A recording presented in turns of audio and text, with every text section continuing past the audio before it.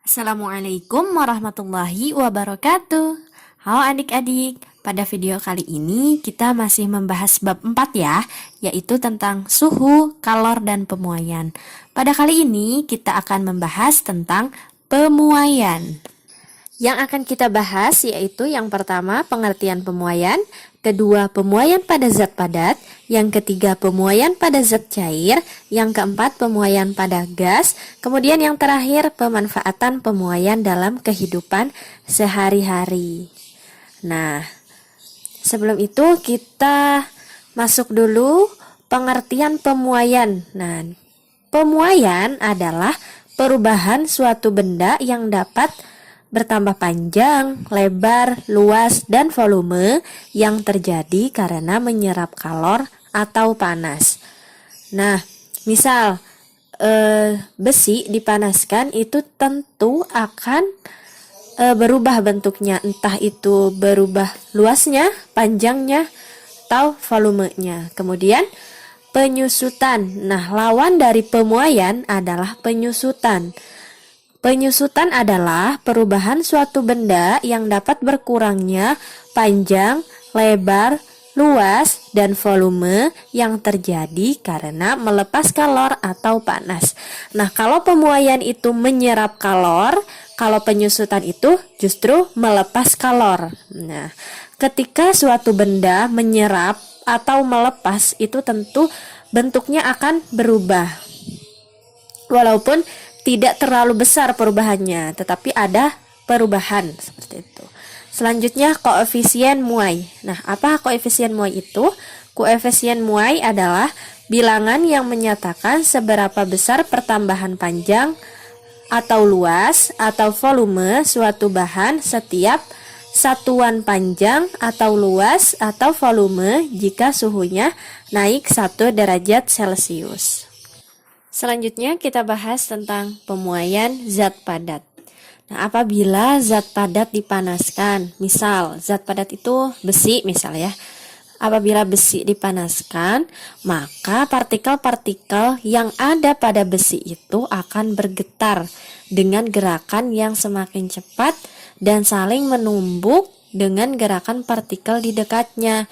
Nah, akibatnya panjang besi tersebut akan berubah atau zat padat tersebut akan membesar. Nah, pemuaian pada zat padat itu berakibat pada bertambahnya panjang, luas, dan volume benda. Nah, jadi pada pemuaian zat padat ini ada 3 pemuaian. Yang pertama pemuaian panjang, pemuaian luas, kemudian pemuaian volume.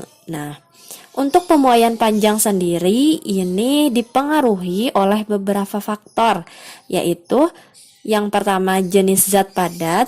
Jadi ini ada tabel koefisien muai panjang. Jadi koefisien muai panjang dari masing-masing benda itu berbeda-beda. Jadi ini diambil contoh ada seng, aluminium, tembaga, besi, dan kaca.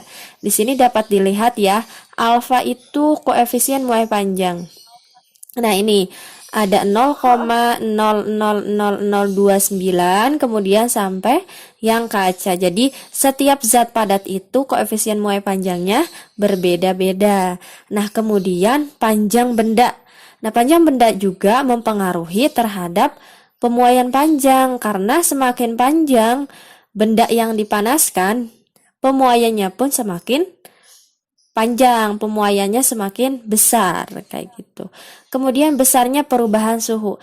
Nah, di sini karena pemuaian itu memerlukan suhu, otomatis ketika suhunya lebih tinggi, pemuaiannya pun akan lebih besar seperti itu. Nah, bagaimana sih untuk mencari pemuaian panjang? Nah, ini ada persamaan untuk pemuaian panjang. LT sama dengan L0 dalam kurung 1 ditambah alfa dikalikan dengan delta T. Nah, ini udah ada keterangannya. Untuk LT itu panjang akhir setelah zat padat dipanaskan, satuannya meter. Kemudian L0 itu panjang awal zat padat sebelum dipanaskan, satuannya meter. Kemudian alfa itu koefisien muai panjang yang tadi di tabel itu ya. itu satuannya per derajat Celcius, kemudian delta T itu perbedaan suhu. Jadi suhu akhir dikurangi dengan suhu awal atau T2 dikurangi T1, satuannya derajat Celcius. Ini untuk contoh soalnya, sebatang tembaga pada suhu 15 derajat Celcius mempunyai panjang 70 cm. Hitunglah panjang tembaga tersebut setelah dipanaskan hingga 35 derajat Celcius bila alfa sama dengan 0,00017 per derajat Celcius. Nah, ini diketahui. Yang diketahuinya apa tadi? T1 atau suhu pertama itu 15 derajat Celcius. Kemudian L0 atau panjang sebelum dipanaskan itu 70 cm atau kita jadikan meter, jadinya 0,7 meter. Kemudian suhu akhir atau T2 itu 35 derajat Celcius. Kemudian alfa atau koefisien muai panjangnya 0,00017 per derajat Celcius. Nah, ingat ya persamaan yang di slide sebelumnya. Untuk mencari panjang tembaga setelah dipanaskan itu LT sama dengan L0 1 ditambah alfa dikalikan dengan delta T. Nah, LT sama dengan L0-nya 0,7, 1 ditambah alfanya dimasukkan ya, tadi sudah ada. Kemudian delta T-nya suhu akhir dikurangi suhu awal, 35 derajat dikurangi 15 derajat. Nah, ini tinggal dikalikan.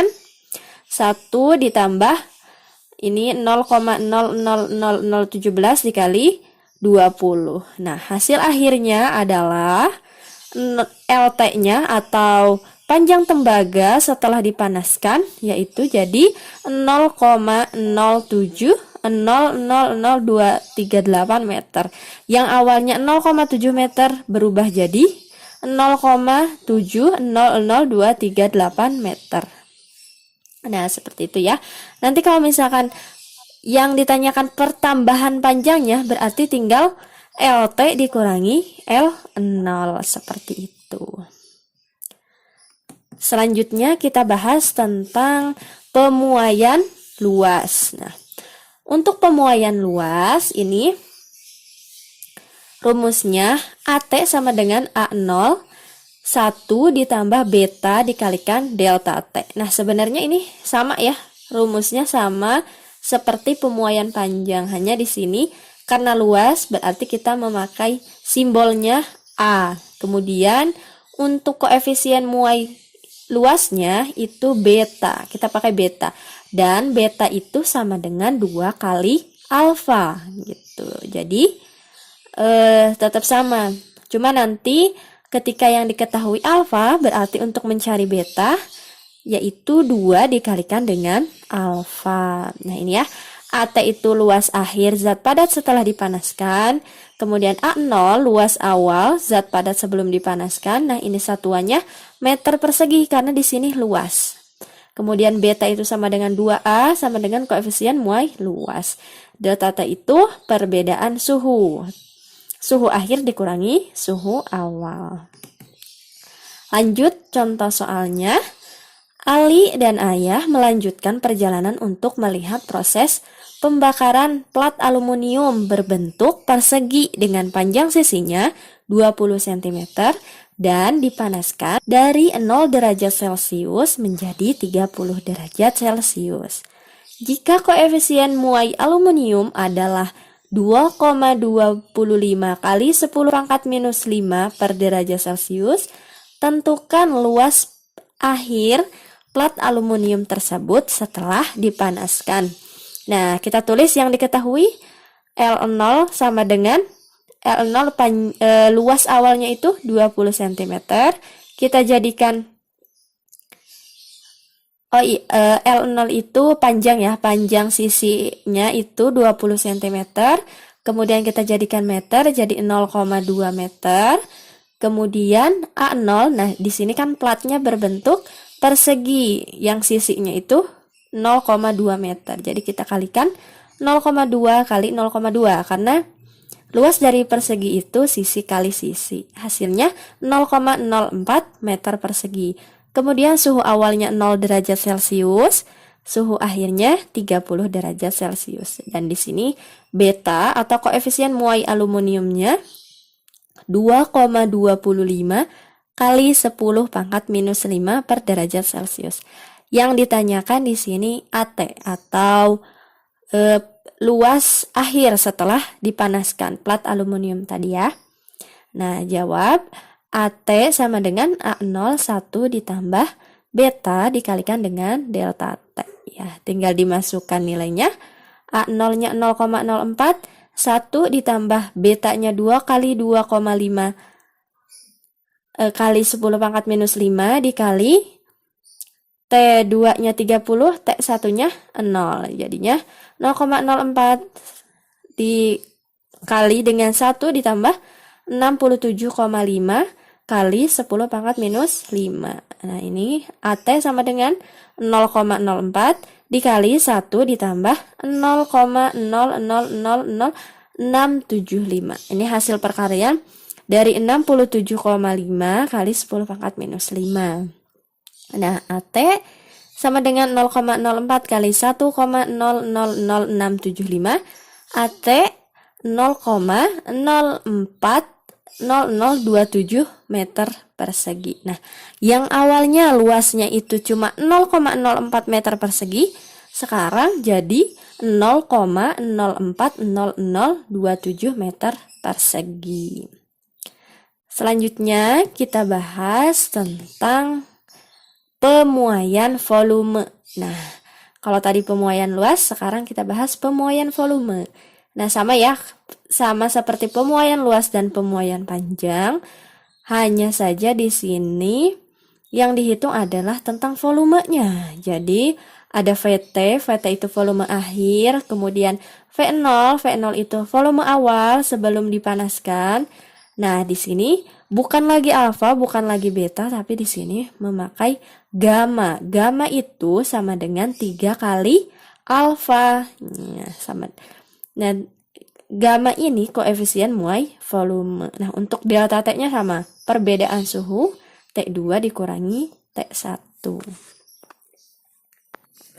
Selanjutnya kita bahas tentang pemuaian zat cair. Nah, untuk zat cair dan gas itu hanya mengalami pemuaian volume, tidak mengalami pemuaian panjang dan pemuaian luas. Jadi di sini rumusnya untuk pemuaian zat cair cuma ada satu. Nah, ini VT sama dengan V0 dikalikan dengan 1 ditambah gamma dikalikan dengan T2 dikurangi T1.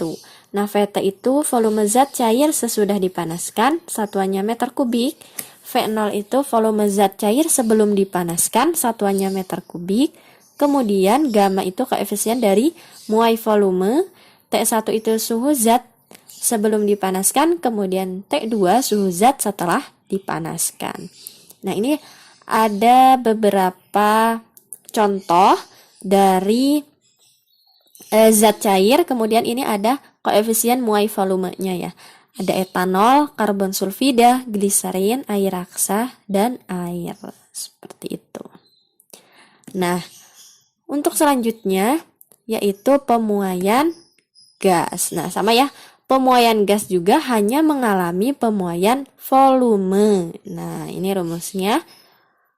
VT sama dengan V0 dikalikan dengan 1 ditambah delta T per 273 sama dengan V0 dikalikan dengan 1 ditambah 1 per 273. Nah, dikali dengan T2 dikurangi T1. Nah, di sini delta T-nya diganti T2 dikurangi T1.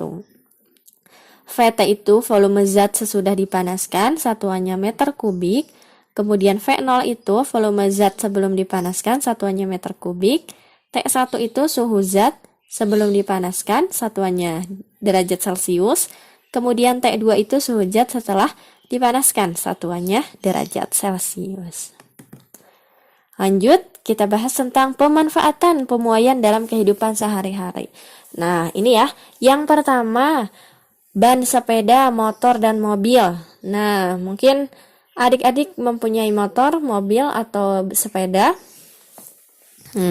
Ini ya, untuk tekanan yang ada pada ban sepeda, motor, atau mobil itu tidak boleh terlalu banyak tekanan udaranya. Jadi harus disesuaikan dengan kebutuhan. Karena kalau terlalu banyak isinya, isi udaranya itu, si ban motor, sepeda, atau mobil ini dapat meletus karena udara di dalam ban memuai sehingga menerima panas. Jadi kalau terlalu banyak itu menyebabkan udara di dalam ban itu memuai kemudian meletus seperti itu. Jadi harus disesuaikan dengan kebutuhan dan standarnya. Yang kedua, sambungan rel kereta api. Nah, di sini bisa dilihat ya gambarnya. Pada sambungan rel kereta api ini ada jarak nih, ada celah. Jadi tujuannya apa? Karena pada siang hari si rel kereta api itu terkena sinar matahari, terkena panas matahari. Otomatis rel kereta akan memuai. Nah, akan memuai dan bertambah panjang. Terus pas malam hari si rel kereta api ini kan jadi dingin lagi. Nah, itu melepaskan kalor atau menyusut. Nah, pas proses itu makanya dikasih celah itu agar tidak bengkok rel kereta apinya. Nah, tidak melengkung ketika mengalami pemuaian, makanya dikasih celah.